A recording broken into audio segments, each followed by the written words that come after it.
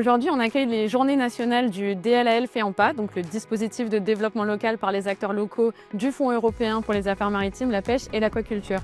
Donc, ce sont les deuxièmes rencontres de ce type qui sont organisées depuis le début de la programmation 2021-2027.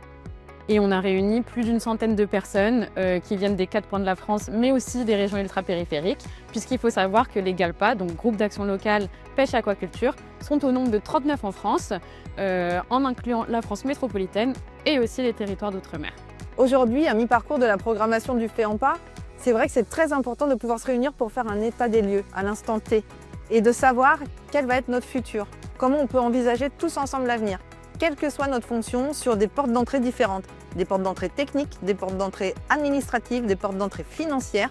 Et comme tous les acteurs de territoire sont là et tous les échelons du programme, du local, national, régional, européen sont présents, ça permet d'avoir l'éclairage de tous ces partenaires. Et le GALPA, en fait, ça nous apprend à changer ensemble.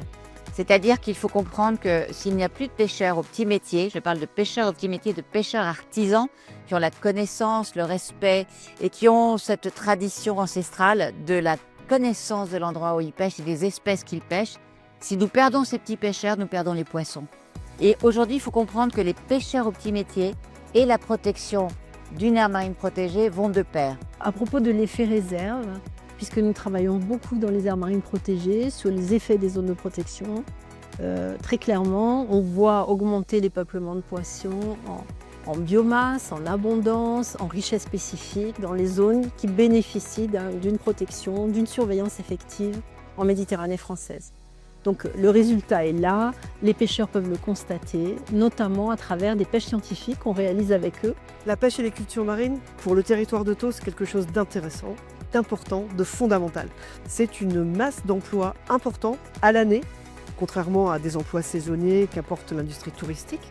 Et c'est aussi un endroit où la concertation, le travail ensemble, le travail en commun autour de problématiques qui nous rassemblent est hyper important.